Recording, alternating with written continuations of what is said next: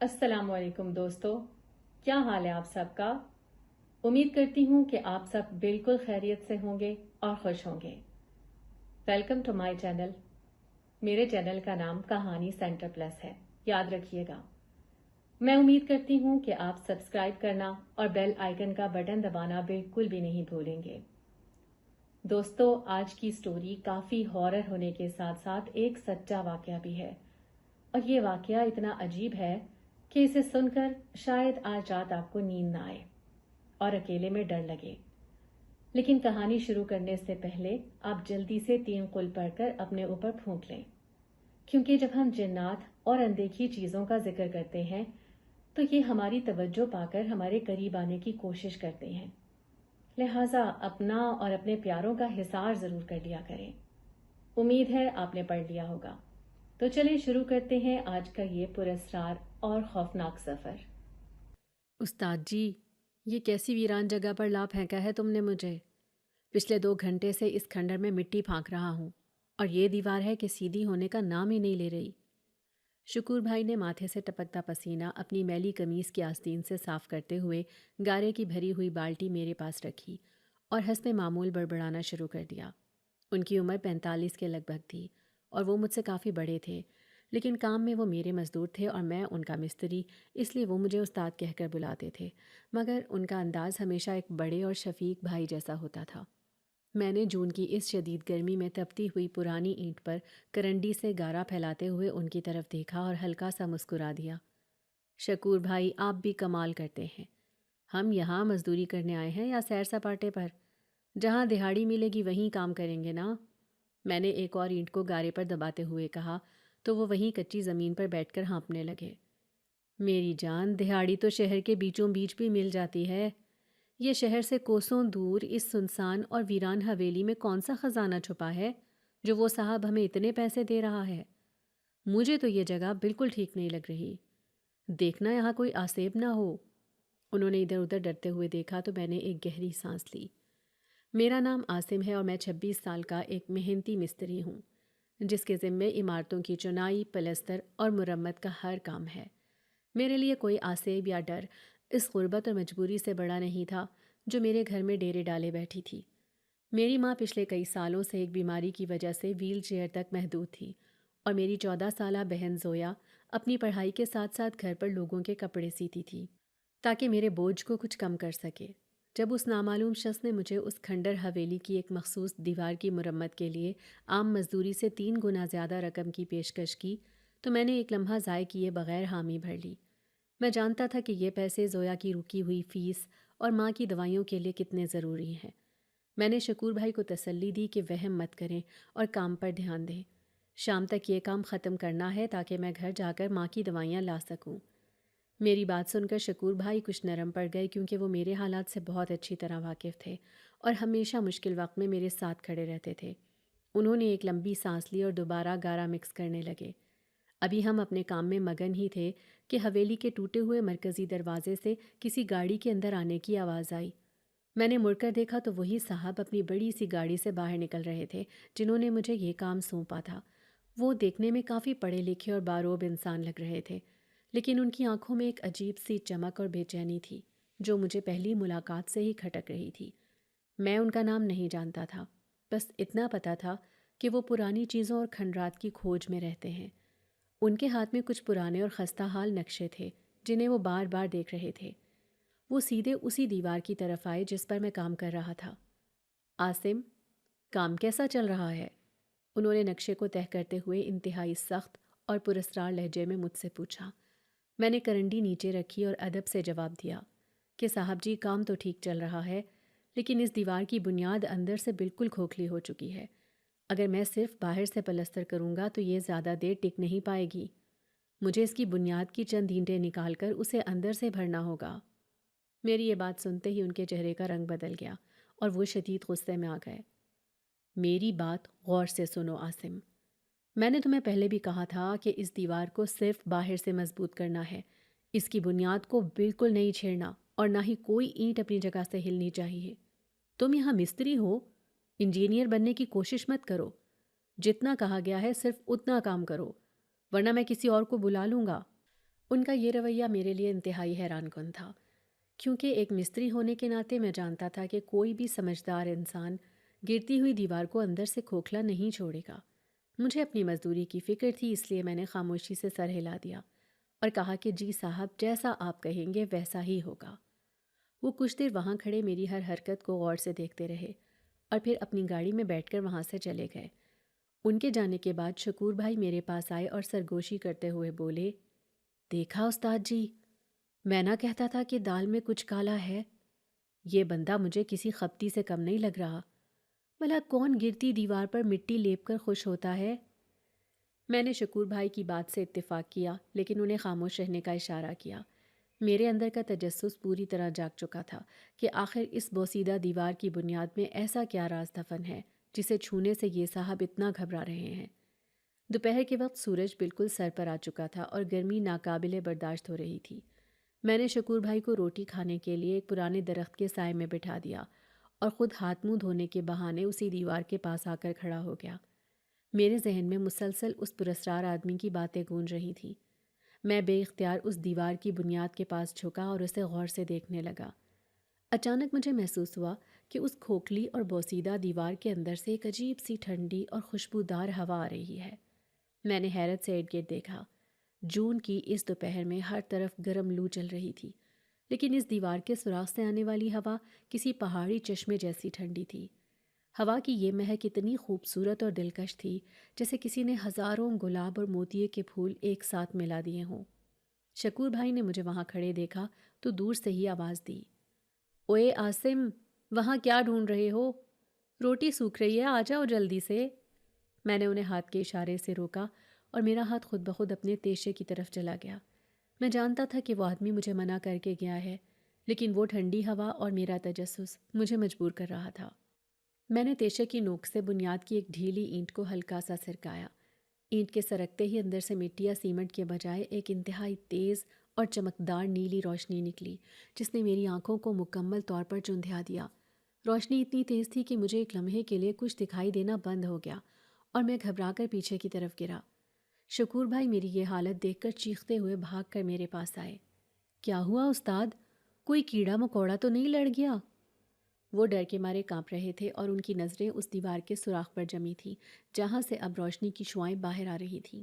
میں نے ہمت کی اور زمین سے اٹھ کر اس سوراخ کو تھوڑا اور بڑا کیا تو اندر کا منظر دیکھ کر میرے اور شکور بھائی کے ہوش اڑ گئے۔ اس دیوار کے اندر کوئی اینٹ، پتھر یا اندھیرا نہیں تھا، بلکہ ایک عجیب سا شفاف شیشے کا راستہ بنا ہوا تھا جہاں سے یہ پراسرار روشنی اندر آ رہی تھی۔ اس سے پہلے کہ ہم کچھ سمجھ پاتے، اس شیشے کے راستے میں سے ایک انسانی ہیولا لڑکھڑاتا ہوا باہر آیا اور سیدھا کچی مٹی پر گر کر بے سدھ ہو گیا۔ شکور بھائی کی تو جیسے جان ہی نکل گئی۔ وہ یا اللہ خیر کا ورد کرتے ہوئے دور بھاگے اور ایک پرانے ستون کے پیچھے جا چھپے۔ میں خود بھی خوف اور حیرت کے طوفان میں گھرا ہوا تھا، لیکن وہ جو کوئی بھی تھا وہ بالکل بے حرکت پڑا تھا۔ میں نے احتیاط سے قدم آگے بڑھایا اور قریب جا کر دیکھا۔ وہ ایک لڑکی تھی، لیکن اس کے کپڑے اور حلیہ اس دنیا کا نہیں لگ رہا تھا۔ ایسا محسوس ہوتا تھا جیسے کسی نے خالص شیشے اور چاند کی نرم روشنی کو ملا کر اس کا لباس تراشا ہو۔ اس کا چہرہ انتہائی معصوم، سفید اور تھکا ہوا لگ رہا تھا، اور اس کے وجود سے وہی دلکش خوشبو آ رہی تھی جو میں نے کچھ دیر پہلے محسوس کی تھی۔ وہ مسلسل بے ہوش تھی اور اس کی سانسیں بہت دھیمی چل رہی تھیں۔ میرا مستری والا کھردرا دل بھی اس معصومیت کو دیکھ کر پسیج گیا۔ میں نے جلدی سے اپنی پانی کی چھاگل اٹھائی اور اس کے پاس بیٹھ کر اس کے چہرے پر پانی کے چند چھینٹے مارے۔ میری انگلیاں ہلکے سے کانپ رہی تھیں کیونکہ مجھے سمجھ نہیں آ رہا تھا کہ یہ حقیقت ہے یا میرا کوئی عجیب وہم۔ پانی کے چھینٹے پڑتے ہی اس لڑکی نے ہلکی سی کراہ کے ساتھ اپنی آنکھیں کھولیں۔ اس کی آنکھیں بالکل نیلی اور چمکدار تھیں، بالکل اس روشنی کی طرح جو دیوار سے نکلی تھی۔ وہ بہت ڈری ہوئی اور کمزور لگ رہی تھی۔ اس نے اپنے ارد گرد کے کچے اور دھول بھرے ماحول کو ایسے دیکھا جیسے وہ کسی بالکل نئی اور انجان دنیا میں آ گئی ہو۔ اس نے اپنے کانپتے ہوئے ہونٹوں سے پوچھا، میں کہاں ہوں؟ کیا اس ظالم انسان نے مجھے اس دنیا میں قید کر دیا ہے؟ اس کی آواز میں ایک عجیب سی کھنک اور مٹھاس تھی، جیسے شیشے کے چھوٹے چھوٹے ٹکڑے آپس میں ٹکرا رہے ہوں۔ میں نے اسے تسلی دیتے ہوئے کہا کہ تم محفوظ ہو، ڈرو مت، یہاں میرے اور میرے ساتھی کے علاوہ کوئی نہیں ہے۔ تم کون ہو اور اس بند دیوار کے اندر سے کیسے نکلی ہو؟ اس نے اٹھ کر بیٹھنے کی کوشش کی، لیکن شدید کمزوری کی وجہ سے دوبارہ گرنے لگی، تو میں نے جھجکتے ہوئے اسے بازو سے سہارا دیا اور دیوار کے ساتھ بٹھا دیا۔ اس نے مجھے شکریہ کی نظر سے دیکھا اور ایک لمبی سانس لیتے ہوئے بولی، میرا نام گل مینا ہے اور میں کوئی عام انسان نہیں بلکہ پرستان کی شہزادی ہوں۔ یہ سن کر میرے دماغ میں جیسے دھماکہ ہوا۔ پرستان، شہزادی، کیا یہ کوئی مذاق ہے یا میں کوئی خواب دیکھ رہا ہوں؟ لیکن اس کی حالت، اس کا لباس اور وہ نیلی روشنی چیخ چیخ کر گواہی دے رہے تھے کہ یہ حقیقت ہے۔ گل مینا نے مجھے بتانا شروع کیا کہ ان کا پرستان ایک بہت خوبصورت اور پرسکون دنیا ہے جسے کوہ بلور یعنی شیشے کا پہاڑ کہا جاتا ہے۔ وہاں سب بہت خوشی اور سکون سے رہتے ہیں اور ان کا انسانوں کی دنیا سے کوئی تعلق نہیں ہوتا۔ اس نے روتے ہوئے بتایا کہ جس آدمی نے مجھے یہاں قید کیا ہے وہ کوئی عام انسان نہیں ہے۔ اس نے قدیم اور سیاہ کتابوں سے کچھ ایسے جادوئی منتر سیکھ لیے ہیں جن کی مدد سے وہ پرستان کے پوشیدہ خزانوں تک پہنچنا چاہتا ہے۔ گلمینا کی آنکھوں سے آنسو موتیوں کی طرح گر رہے تھے جب اس نے کہا کہ اس لالچی انسان نے ایک خاص کالا علم پڑھ کر مجھے دھوکے سے میرے محل سے کھینچا اور اس دنیا میں لا کر اس دیوار کے طلسم میں قید کر دیا تاکہ میں مجبور ہو کر اسے کوہ بلور کا ایک انتہائی مقدس اور طاقتور پتھر لا کر دوں۔ اس نے ہچکی لیتے ہوئے کہا کہ اگر وہ مقدس پتھر اس لالچی انسان کے ہاتھ لگ گیا تو کوہ بلور اور اس کے رہنے والے ہمیشہ کے لیے تباہ ہو جائیں گے۔ ہماری دنیا شیشے کی طرح ٹوٹ کر بکھر جائے گی۔ میں دم سادھے اس کی ساری کہانی سن رہا تھا اور مجھے اب اس نامعلوم صاحب کی ان سخت ہدایات کی پوری طرح سمجھ آ رہی تھی جو اس نے مجھے اس دیوار کی بنیاد کے بارے میں دی تھی۔ وہ نہیں چاہتا تھا کہ کوئی اس دیوار کی بنیاد کو چھیڑے اور اس کا راز باہر آ جائے۔ شکور بھائی جو کافی دیر سے یہ سب سن رہے تھے اب تھوڑا قریب آ چکے تھے۔ ان کے چہرے کا خوف اب ہمدردی میں بدل چکا تھا۔ گلمینا کی حالت اتنی کمزور تھی کہ میں کسی صورت بھی اسے اس ویرانے میں اکیلا چھوڑ کر نہیں جا سکتا تھا۔ مجھے ڈر تھا کہ وہ صاحب کسی بھی وقت واپس آ سکتا ہے اور اگر اس نے گلمینا کو یہاں دیکھ لیا تو وہ اسے کوئی بھی نقصان پہنچا سکتا ہے۔ میں نے شکور بھائی کی طرف دیکھا اور فیصلہ کن انداز میں کہا، شکور بھائی، ہم اسے یہاں تنہا نہیں چھوڑ سکتے، جلدی سے اوزار سمیٹیں، ہم اسے اپنے ساتھ لے کر جائیں گے۔ شکور بھائی نے گھبرا کر کہا، استاد جی کیا غضب کر رہے ہو؟ یہ کوئی مصیبت ہوئی تو ہم غریب لوگ کہاں جائیں گے؟ پولیس اور کچہری کے چکر ہم سے نہیں کٹیں گے۔ میں نے ان کے کندھے پر ہاتھ رکھا اور کہا، بھائی جان، انسانیت بھی کوئی چیز ہوتی ہے۔ یہ بیچاری مصیبت کی ماری ہے اور ہم اسے اس ظالم کے رحم و کرم پر نہیں چھوڑ سکتے۔ جو ہوگا دیکھا جائے گا۔ ہم نے جلدی سے اپنا سامان سمیٹا۔ میں نے گلمینا کو اپنی ایک بڑی سی صاف چادر دی تاکہ وہ خود کو اچھی طرح چھپا لے اور راستے میں کوئی اسے پہچان نہ سکے۔ اس کی حالت اتنی غیر تھی کہ وہ ٹھیک سے چل بھی نہیں پا رہی تھی۔ میں اور شکور بھائی اسے سہارا دے کر وہاں سے نکال لائے۔ میرے دل میں مسلسل اپنی بیمار ماں اور بہن زویا کا خیال آ رہا تھا کہ وہ ایک اجنبی لڑکی کو اس حالت میں دیکھ کر کیا سوچیں گی، لیکن اس وقت میرا ضمیر مجھے صرف ایک ہی راستہ دکھا رہا تھا کہ اس معصوم جان کی حفاظت کی جائے۔ ہم چھپتے چھپاتے اپنے اس چھوٹے اور کچے گھر تک پہنچ گئے۔ میں نے دروازہ کھٹکھٹایا تو زویا نے دروازہ کھولا۔ وہ مجھے اس وقت دیکھ کر اور میرے ساتھ ایک چادر میں لپٹی لڑکی کو دیکھ کر سخت حیران ہوئی۔ بھائی، آپ اتنی جلدی آ گئے، اور یہ آپ کے ساتھ کون ہے؟ زویا نے سوالیہ نظروں سے مجھے دیکھا۔ میں نے اسے اندر آنے کا اشارہ کیا اور گلمینا کو اندر صحن میں چارپائی پر بٹھایا۔ اماں اپنی ویل چیئر پر بیٹھی کچھ پڑھ رہی تھی۔ وہ بھی حیرت سے ہمیں دیکھنے لگی۔ میں نے ایک گہری سانس لی اور انہیں بتایا کہ اماں، یہ ایک مسافر ہے جو اپنا راستہ بھٹک گئی تھی اور بہت مصیبت میں ہے۔ کچھ ظالم لوگ اس کے پیچھے پڑے ہیں، اس لیے میں اسے یہاں لے آیا ہوں۔ میری ماں جو خود ساری عمر دکھوں کی چکی میں پستی رہی تھی، ان کا دل بہت نرم تھا۔ انہوں نے کوئی مزید سوال نہیں کیا بلکہ زویا کو اشارہ کیا کہ جاؤ بیٹی، اس کے لیے پانی اور کچھ کھانے کو لاؤ۔ زویا جلدی سے اندر گئی اور اپنے کچھ پرانے لیکن دھلے ہوئے صاف کپڑے لے کر آئی اور اماں نے اپنے حصے کی رکھی ہوئی روٹی گلمینا کے آگے رکھ دی۔ گلمینا پہلی بار انسانوں کے اس کچے اور غریب گھر میں اتنی محبت، خلوص اور ہمدردی دیکھ کر حیران رہ گئی۔ پرستان کی لافانی لیکن جذبوں سے خالی زندگی کے بعد اسے انسانوں کے دکھ درد اور ایک دوسرے کے لیے یہ چھوٹی سی قربانی بہت متاثر کر رہی تھی۔ اس نے نم آنکھوں سے میری ماں کے ہاتھ چومے اور روٹی کا نوالا توڑا۔ اس رات جب سب سو گئے تو گلمینا نے مجھے اپنے پاس بلایا اور دھیمی آواز میں بولی، عاصم، تم انسان بہت اچھے ہو، لیکن اس ظالم پروفیسر تیمور کے گلے میں ایک کالے پتھر کا تعویذ ہے جس نے میری ساری جادوئی طاقت کو باندھ رکھا ہے۔ جب تک وہ تعویذ نہیں ٹوٹتا میں کبھی اپنے پرستان واپس نہیں جا سکتی، اور نہ ہی تم لوگوں کو اس کے عذاب سے بچا سکتی ہوں۔ اب مجھے اس پراسرار آدمی کا نام بھی پتہ چل چکا تھا، پروفیسر تیمور۔ میں نے دل میں عہد کیا کہ میں اس معصوم لڑکی کو اس کے گھر ضرور پہنچاؤں گا، چاہے مجھے کسی بھی خطرے سے کیوں نہ گزرنا پڑے۔ رات کا پچھلا پہر تھا، لیکن میری آنکھوں سے نیند کوسوں دور تھی۔ گلمینا کی باتیں میرے دماغ میں کسی ہتھوڑے کی طرح بج رہی تھیں۔ میں نے چارپائی پر کروٹ بدلی اور آسمان کے تاروں کو دیکھتے ہوئے سوچنے لگا کہ کل کیا ہوگا۔ صبح کی اذان کے ساتھ ہی میں اٹھ گیا۔ اماں مصلے پر بیٹھی دعا مانگ رہی تھی اور زویا باورچی خانے میں ناشتہ بنا رہی تھی۔ میں نے جلدی سے ہاتھ منہ دھویا اور زویا کے پاس چلا گیا۔ زویا، میری بہن، ذرا دھیان سے میری بات سنو۔ آج دروازہ اندر سے اچھی طرح کنڈی لگا کر بند رکھنا اور کسی اجنبی کے لیے بالکل مت کھولنا، چاہے کوئی کتنی ہی آوازیں کیوں نہ دے۔ میں نے دھیمی لیکن سخت آواز میں اسے سمجھایا۔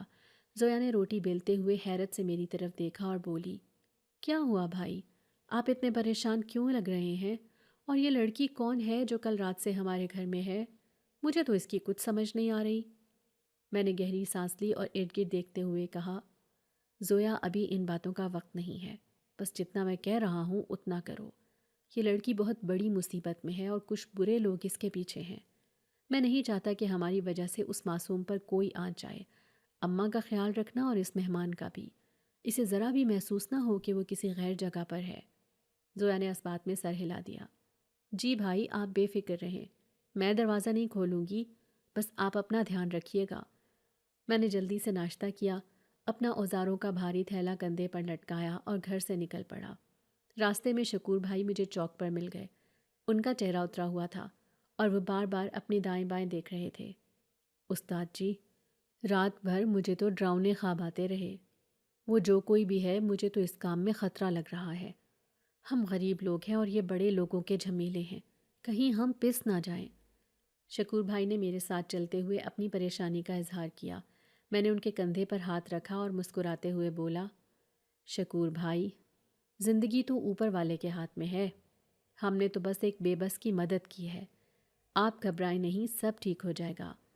بس وہاں جا کر آپ نے بالکل نارمل رہنا ہے، جیسے ہمیں کچھ پتہ ہی نہ ہو۔ ہم باتیں کرتے ہوئے اس کھنڈر حویلی تک پہنچ گئے۔ جیسے ہی ہم نے ٹوٹے ہوئے دروازے سے اندر قدم رکھا، ہمارے قدم وہیں جم گئے۔ پروفیسر تیمور وہاں پہلے سے موجود تھا اور اس کا چہرہ غصے سے لال ہو رہا تھا۔ وہ اسی ٹوٹی ہوئی دیوار کو گھور رہا تھا جہاں سے رات ہم نے گلمینا کو نکالا تھا۔ ہمیں دیکھتے ہی وہ ہماری طرف پلٹا۔ اس کی آنکھوں میں ایک عجیب سی وحشت تھی۔ عاصم، یہ سب کیا ہے؟ میں نے تمہیں سختی سے منع کیا تھا کہ اس دیوار کی بنیاد کو ہاتھ نہیں لگانا۔ پھر یہ اینٹیں اپنی جگہ سے کیسے ہلیں؟ اور اندر کا راستہ کس نے کھولا؟ وہ چلاتے ہوئے میرے پاس آیا اور اس کی آواز پوری حویلی میں گونجنے لگی۔ میں نے خود کو پرسکون رکھنے کی پوری کوشش کی اور معصومیت سے چہرہ بنا کر بولا، صاحب جی، مجھے کیا معلوم، ہم تو کل دوپہر کو ہی اپنا کام ختم کر کے چلے گئے تھے۔ آپ خود دیکھ لیں، ہمارا پلستر تو ویسے کا ویسا ہی دیوار پر لگا ہے۔ یہ پرانی جگہ ہے، ہو سکتا ہے رات کو کوئی جانور اندر گھسنے کی کوشش میں یہ اینٹیں گرا گیا ہو۔ ہم غریب مزدوروں کا ان باتوں سے کیا لینا دینا؟ شکور بھائی نے بھی کانپتی ہوئی آواز میں میرا ساتھ دیا۔ ہاں جی صاحب، ہم تو شام ہونے سے پہلے یہاں سے نکل گئے تھے، ہمیں کیا پتا یہاں رات کو کیا ہوتا ہے۔ پروفیسر تیمور نے اپنی تیز اور شاطر نظروں سے مجھے اوپر سے نیچے تک دیکھا۔ وہ کوئی عام آدمی نہیں تھا اور اسے بے وقوف بنانا اتنا آسان نہیں تھا۔ اس نے میرے قریب آ کر دھیمی لیکن خطرناک آواز میں کہا، عاصم میاں، تم نہیں جانتے تم کس آگ سے کھیل رہے ہو۔ اس دیوار کے اندر وہ چیز تھی جس کی تلاش میں نے اپنی آدھی زندگی گزار دی۔ اگر تم نے مجھ سے کچھ چھپانے کی کوشش کی تو یاد رکھنا، میں تمہیں کہیں کا نہیں چھوڑوں گا۔ میں نے نظریں جھکا لی اور خاموشی سے اپنے اوزار نکالنے لگا۔ صاحب، میں تو دہاڑی دار بندہ ہوں، مجھے آپ کے خزانوں سے کیا غرض؟ آپ کہیں تو میں کام شروع کروں، ورنہ میں واپس چلا جاتا ہوں۔ میں نے اپنے تھیلے سے کرنڈی اور تیشہ نکالا اور انہیں زمین پر رکھا۔ پروفیسر ابھی کچھ بولنے ہی والا تھا کہ اس کی نظر میرے اوزاروں پر پڑ گئی۔ میرے دل کی دھڑکن ایک لمحے کے لیے رک گئی۔ رات کو جب میں نے دیوار کا وہ حصہ توڑا تھا تو اس شیشے کے راستے کی کچھ نیلی اور چمکدار مٹی میرے تیشے اور کرنڈی کے ساتھ چپک گئی تھی، جسے میں صاف کرنا بھول گیا تھا۔ وہ نیلی چمکدار مٹی سورج کی روشنی میں اور بھی زیادہ نمایاں ہو گئی تھی۔ پروفیسر کے چہرے کے تاثرات اچانک بدل گئے۔ اس کا غصہ ایک عجیب سی شیطانی مسکراہٹ میں تبدیل ہو گیا۔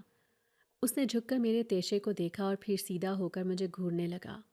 اچھا، تو یہ بات ہے، تم مجھ سے زیادہ ہوشیار بننے کی کوشش کر رہے تھے۔ عاصم، تم سمجھتے ہو تم مجھے دھوکہ دے سکتے ہو؟ وہ ہنسا اور اس کی ہنسی میں ایک عجیب سی کڑواہٹ تھی۔ مجھے اب کچھ سمجھ نہیں آ رہا تھا کہ میں اسے کیا جواب دوں۔ شکور بھائی کا رنگ تو بالکل سفید پڑ چکا تھا۔ پروفیسر تیمور نے اپنے کپڑے جھاڑے اور پلٹتے ہوئے بولا، تم لوگ اپنا کام کرو، میں بعد میں تم سے حساب لوں گا۔ وہ تیزی سے اپنی گاڑی کی طرف گیا اور گاڑی سٹارٹ کر کے وہاں سے دھول اڑاتا ہوا نکل گیا۔ اس کے جانے کے بعد وہاں ایک عجیب سی خاموشی چھا گئی۔ استاد جی، یہ آدمی تو سمجھ گیا ہے کہ لڑکی ہمارے پاس ہے، اب کیا ہوگا؟ وہ ہمیں چھوڑے گا نہیں، ہمیں بھاگ جانا چاہیے یہاں سے۔ شکور بھائی گھبراہٹ میں ادھر ادھر چکر لگانے لگے۔ میں نے جلدی سے اپنے اوزار واپس تھیلے میں ڈالے اور کہا، شکور بھائی، بھاگنے کا کوئی فائدہ نہیں، وہ ہمارے گھر کا راستہ جانتا ہے۔ مجھے جلدی سے گھر پہنچنا ہوگا، مجھے اپنی اماں اور زویا کی فکر ہو رہی ہے۔ ہم نے کام وہیں چھوڑا اور تیزی سے شہر کی طرف بھاگے۔ راستہ اتنا طویل کبھی نہیں لگا جتنا آج لگ رہا تھا۔ میرے دماغ میں ہزاروں برے خیالات آ رہے تھے۔ کیا اس نے زویا کو نقصان پہنچایا ہوگا؟ کیا اماں ٹھیک ہوں گی؟ گلمینا کا کیا حال ہوگا؟ ہم جب ہانپتے ہوئے اپنے محلے کی گلی میں پہنچے تو میرا دل ڈوبنے لگا۔ میرے گھر کا لکڑی کا پرانا دروازہ جو زویا نے اندر سے بند کیا تھا اب آدھا کھلا ہوا تھا۔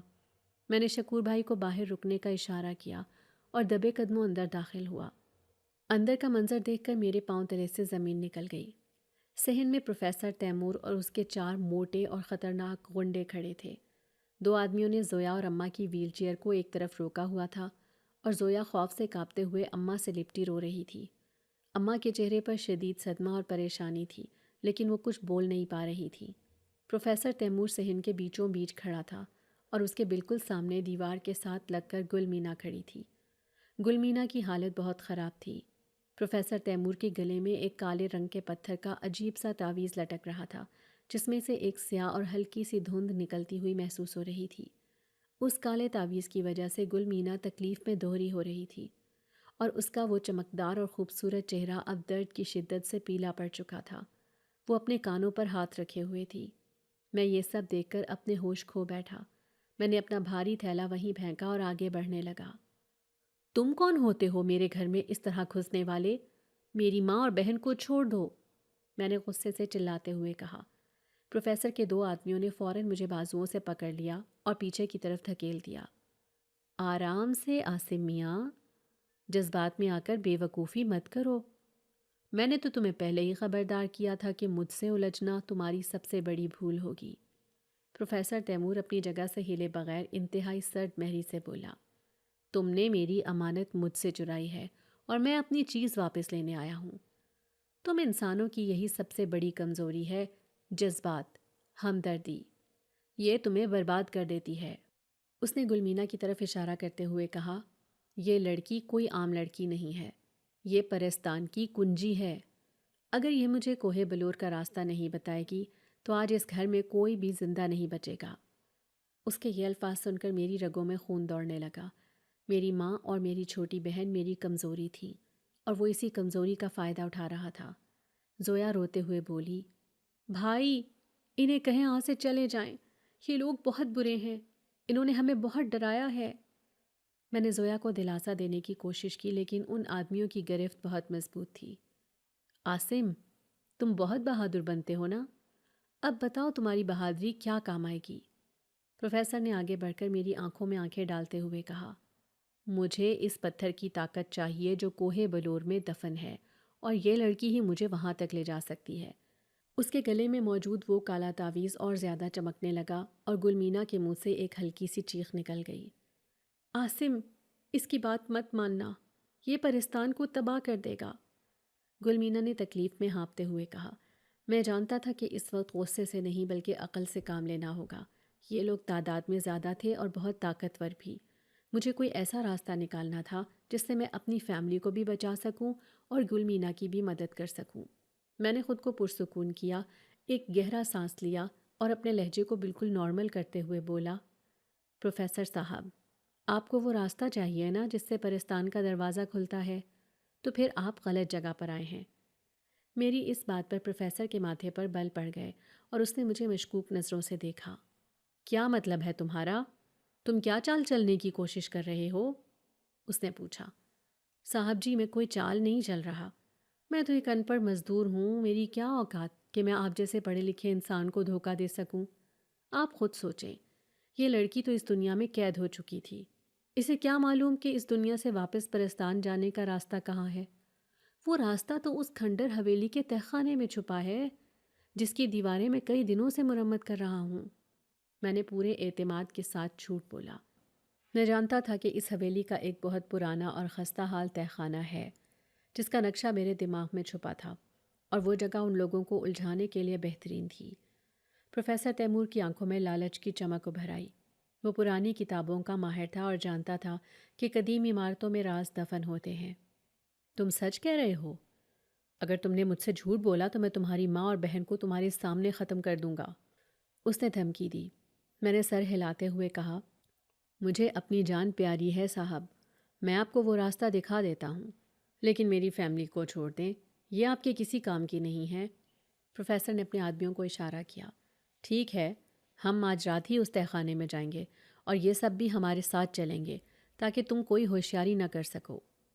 میں نے خاموشی سے سر جھکا لیا اور دل ہی دل میں اپنے اس منصوبے کو دہرانے لگا جو میں نے ان ظالموں سے چھٹکارا پانے کے لیے سوچ لیا تھا۔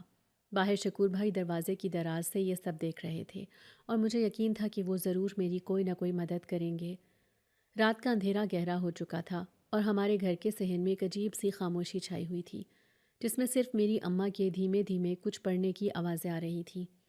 پروفیسر تیمور کے آدمیوں نے ہمیں چاروں طرف سے گھیر رکھا تھا اور ان کے چہروں پر ایک عجیب سی سختی تھی جو زویا کو اور بھی زیادہ ڈرا رہی تھی۔ زویا نے خوف سے میرا بازو پکڑا ہوا تھا اور اس کے ہاتھ بری طرح کانپ رہے تھے۔ میں نے نرمی سے اس کے سر پر ہاتھ رکھا اور تسلی دیتے ہوئے کہا، زویا میری بہن، بالکل مت گھبرانا، یہ لوگ ہمارا کچھ نہیں بگاڑ سکتے۔ تم بس اماں کا دھیان رکھنا اور دل ہی دل میں دعائیں پڑھتی رہو۔ تمہارا بھائی ابھی زندہ ہے اور جب تک میں ہوں تم پر کوئی آنچ نہیں آ سکتی۔ زویا نے نم آنکھوں سے میری طرف دیکھا اور بولی، بھائی مجھے بہت ڈر لگ رہا ہے، یہ لوگ ہمیں کہاں لے کر جا رہے ہیں اور اس لڑکی کا کیا قصور ہے جو اسے اتنی تکلیف دے رہے ہیں؟ میں نے زویا کو خاموش رہنے کا اشارہ کیا کیونکہ پروفیسر تیمور بالکل ہمارے سامنے کھڑا اپنی گھڑی دیکھ رہا تھا اور اس کے چہرے پر بے صبری کے تاثرات نمایاں تھے۔ اس کے گلے میں موجود وہ کالا تعویذ اب بھی ہلکی ہلکی سیاہ دھند چھوڑ رہا تھا، جس کی وجہ سے گلمینا کی حالت لمحہ بلمحہ خراب ہو رہی تھی۔ وہ دیوار کے ساتھ لگی کھڑی تھی اور اس کا چہرہ درد کی شدت سے بالکل سفید پڑ چکا تھا۔ اس کی نیلی آنکھوں کی چمک ماند پڑ رہی تھی اور وہ مشکل سے سانس لے پا رہی تھی۔ مجھے اس معصوم پر بہت ترس آ رہا تھا، لیکن اس وقت میں بالکل بے بس تھا اور مجھے بہت سوچ سمجھ کر قدم اٹھانا تھا۔ پروفیسر تیمور نے ایک طنزیہ مسکراہٹ کے ساتھ میری طرف دیکھا اور بولا، چلو بھائی عاصم میاں، رات کافی ہو چکی ہے اور میں مزید انتظار نہیں کر سکتا۔ اب سیدھی طرح ہمیں اس تہ خانے میں لے چلو جہاں سے پرستان کا راستہ جاتا ہے، اور یاد رکھنا اگر تم نے کوئی چال چلنے کی کوشش کی تو میں تم سب کو اسی کھنڈر میں ہمیشہ کے لیے قید کر دوں گا اور تم لوگ کبھی اس دنیا کی روشنی نہیں دیکھ پاؤ گے۔ میں نے سر جھکا کر انتہائی عاجزی سے جواب دیا، صاحب جی، میں بھلا آپ سے کیا چال چلوں گا؟ میں تو ایک ان پڑھ اور غریب مزدور ہوں، میری کیا اوقات کہ میں آپ جیسے پڑھے لکھے انسان کو دھوکہ دوں؟ مجھے تو بس اپنی اور اپنی فیملی کی جان کی امان چاہیے۔ آپ راستہ دیکھ لیں اور ہمیں چھوڑ دیں۔ پروفیسر کے آدمیوں نے ہمیں دھکے دیتے ہوئے گھر سے باہر نکالا اور اپنی بڑی بڑی گاڑیوں میں بٹھا دیا۔ ایک گاڑی میں اماں اور زویا کو بٹھا دیا گیا اور دوسری گاڑی میں مجھے اور گلمینا کو پروفیسر کے ساتھ بٹھا دیا گیا۔ گاڑی کا سفر بہت طویل اور خاموش لگ رہا تھا۔ رات کے اندھیرے میں سڑکیں سنسان تھیں اور گاڑی کی ہیڈ لائٹس اندھیرے کو چیرتی ہوئی آگے بڑھ رہی تھیں۔ میں نے کھڑکی سے باہر دیکھا تو مجھے دور ایک سائیکل پر کوئی شخص تیزی سے ہماری گاڑیوں کے پیچھے آتا ہوا دکھائی دیا۔ اندھیرے کی وجہ سے چہرہ تو واضح نہیں تھا، لیکن اس کے بیٹھنے کا انداز اور وہ پرانی سائیکل دیکھ کر میرا دل خوشی سے دھڑکنے لگا۔ وہ شکور بھائی تھے جو ہمیں اکیلا چھوڑنے پر تیار نہیں تھے اور چھپتے چھپاتے ہمارے پیچھے آ رہے تھے۔ شکور بھائی کا یہ ساتھ میرے لیے کسی معجزے سے کم نہیں تھا، کیونکہ مجھے اس وقت ایک ایسے انسان کی سخت ضرورت تھی جو باہر سے میری مدد کر سکے۔ میں نے جلدی سے اپنی نظریں کھڑکی سے ہٹا لی تاکہ پروفیسر کو ذرا بھی شک نہ ہو کہ کوئی ہمارا پیچھا کر رہا ہے۔ گلمینا میرے ساتھ والی سیٹ پر بیٹھی تھی اور وہ بار بار درد سے کراہ رہی تھی۔ میں نے دھیمی آواز میں اس سے کہا، گلمینا، تم ہمت مت ہارنا، سب ٹھیک ہو جائے گا، بس تھوڑی دیر کی بات ہے، میں تمہیں ان ظالموں کے چنگل سے ضرور نکالوں گا، تم بس مجھ پر بھروسہ رکھنا۔ گلمینا نے انتہائی کمزور آواز میں کہا، عاصم، تم نہیں جانتے یہ انسان کتنا خطرناک ہے۔ اس کے پاس جو کالا تعویذ ہے وہ میری ساری طاقت چوس رہا ہے۔ اگر تم نے اسے کوہ بلور کا راستہ بتا دیا تو وہ پرستان کی اینٹ سے اینٹ بجا دے گا۔ تم مجھے یہیں چھوڑ دو اور اپنی فیملی کو لے کر کہیں دور چلے جاؤ۔ میں نہیں چاہتی کہ میری وجہ سے تم لوگوں پر کوئی مصیبت آئے۔ اس کی یہ بے لوث باتیں سن کر میرا ارادہ اور بھی مضبوط ہو گیا اور میں نے دل میں عہد کر لیا کہ آج کچھ بھی ہو جائے میں اس کالے تعویذ کو ختم کر کے رہوں گا۔ میں نے اسے تسلی دی، تم فکر مت کرو، میں کسی کو کوئی راستہ نہیں بتاؤں گا، یہ سب میری ایک ترکیب ہے ان لوگوں کو الجھانے کی، بس تم میرے اشارے کا انتظار کرنا اور جو میں کہوں وہی کرنا۔ کچھ دیر بعد ہماری گاڑیاں اس سنسان اور کھنڈر حویلی کے دروازے پر آ کر رک گئیں۔ رات کے اندھیرے میں وہ حویلی کسی خوفناک سائے کی طرح لگ رہی تھی، جس کی ٹوٹی ہوئی دیواریں اور گرے ہوئے ستون ایک عجیب سی ویرانی کا منظر پیش کر رہے تھے۔ پروفیسر کے آدمیوں نے ہمیں گاڑیوں سے نیچے اتارا اور اپنے گھیرے میں لے لیا۔ پروفیسر کے ہاتھ میں ایک بڑی سی ٹارچ تھی جس کی روشنی وہ چاروں طرف ڈال رہا تھا۔ اس کی آنکھوں میں پرستان کے خزانوں کا لالچ اس قدر بڑھ چکا تھا کہ اسے اپنے ارد گرد کے خطرات کا کوئی اندازہ نہیں ہو رہا تھا۔ چلو عاصم، آگے بڑھو اور ہمیں اس تہخانے کا راستہ دکھاؤ، اور خبردار جو تم نے کوئی گڑبڑ کرنے کی کوشش کی، میں تمہاری بوڑھی ماں کو کبھی معاف نہیں کروں گا۔ پروفیسر نے مجھے دھکا دیتے ہوئے کہا۔ میں نے اماں اور زویا کی طرف دیکھا جو خوف سے ایک دوسرے سے لپٹی ہوئی تھیں۔ اماں، آپ فکر نہ کریں، زویا کا ہاتھ مت چھوڑنا اور بالکل میرے پیچھے پیچھے رہنا، میں نے انہیں کہا اور خود آگے بڑھ کر حویلی کے اندرونی حصے کی طرف چل پڑا۔ مجھے اس حویلی کے چپے چپے کا پتہ تھا کیونکہ میں پچھلے کئی دنوں سے یہاں کام کر رہا تھا اور ایک مستری ہونے کے ناطے میں پرانی عمارتوں کے نقشوں کو بہت اچھی طرح سمجھتا تھا۔ حویلی کے پچھلے حصے میں ایک خستہ حال لکڑی کا دروازہ تھا جو تہخانے کی طرف جاتا تھا۔ میں نے اس دروازے کو دھکا دے کر کھولا تو اندر سے ایک عجیب سی گرد اور پرانی مٹی کی بو آئی۔ سیڑھیاں بہت پرانی اور ٹوٹی ہوئی تھیں، اس لیے میں نے سب کو احتیاط سے اترنے کا کہا۔ تہخانہ بہت بڑا اور اندھیرا تھا جس میں ہر طرف پرانے جالے اور مٹی کی تہیں جمی ہوئی تھیں۔ پروفیسر نے اپنی ٹارچ کی روشنی تہخانے کے چاروں طرف گھمائی، لیکن وہاں سوائے بوسیدہ دیواروں اور مٹی کے کچھ نہیں تھا۔ یہ کیا ہے عاصم؟ یہ تو بالکل ایک عام سا پرانا تہخانہ ہے، یہاں تو کوئی ایسا راستہ نہیں جو کسی دوسری دنیا کی طرف جاتا ہو۔ تم میرے ساتھ کوئی چال چل رہے ہو؟ پروفیسر نے غصے سے میری طرف مڑتے ہوئے کہا۔ اس کی آواز تہخانے میں گونجی تو زویا اور بھی زیادہ ڈر گئی۔ میں نے بالکل معصومیت سے اپنے ہاتھ جوڑتے ہوئے کہا، ارے صاحب جی، میں بھلا آپ سے کیوں جھوٹ بولوں گا؟ راستہ تو یہیں پر ہے، لیکن وہ اتنا آسان نہیں کہ ہر کسی کو نظر آ جائے۔ پرانی تہذیبوں کے لوگ اپنے راستے چھپا کر رکھتے تھے تاکہ آپ جیسے لوگ آسانی سے وہاں تک نہ پہنچ سکیں۔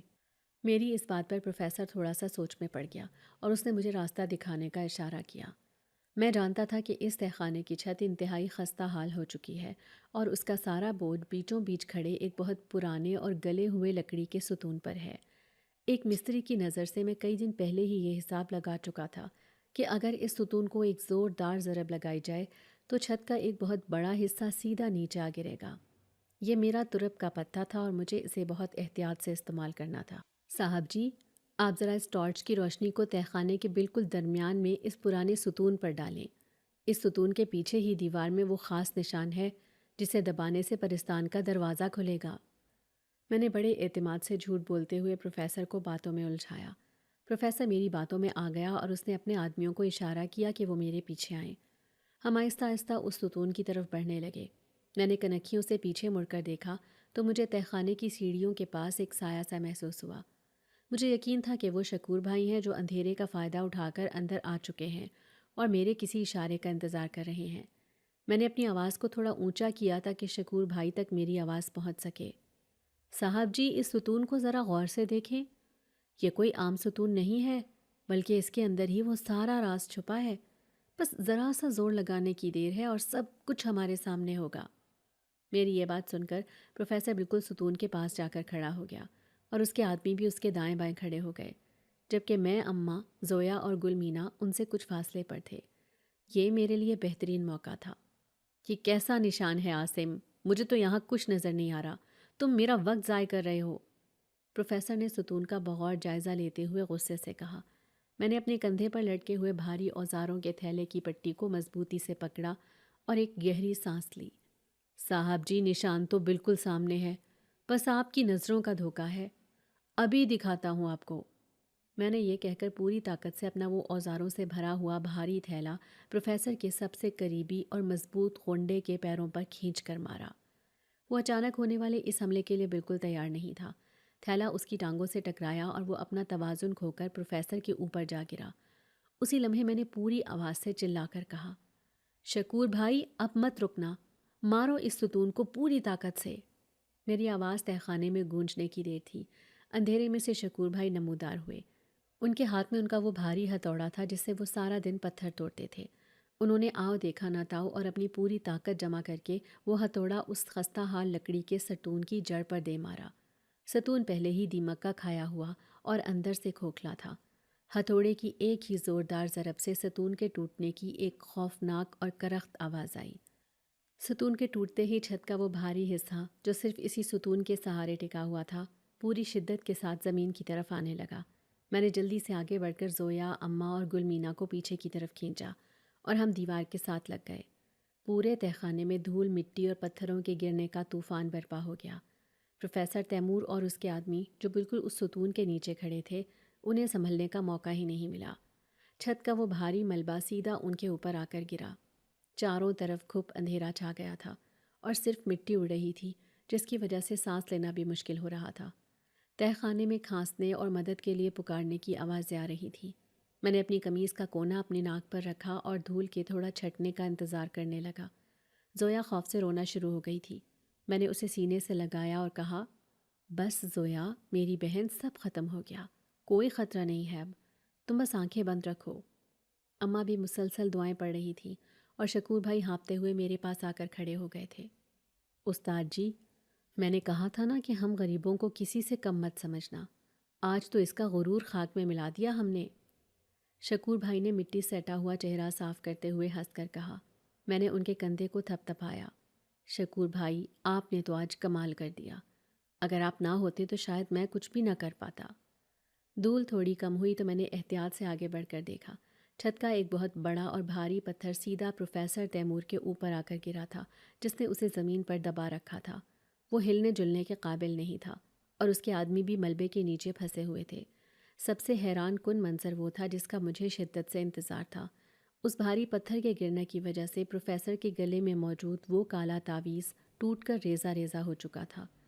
اس کے ٹوٹتے ہی اس میں سے نکلنے والی وہ منحوس سیاہ دھند بالکل ختم ہو چکی تھی اور اس کی جگہ تہہ خانے کے اس اندھیرے میں ایک انتہائی شاندار اور خوبصورت نیلی روشنی پھیلنا شروع ہو گئی تھی۔ یہ روشنی بالکل ویسی ہی تھی جیسی میں نے حویلی کی اس دیوار کے اندر سے نکلتی دیکھی تھی۔ روشنی کے پھیلتے ہی گل مینا، جو کچھ دیر پہلے تک درد اور کمزوری سے نڈھال تھی، اس کے چہرے پر ایک دم سے زندگی لوٹ آئی۔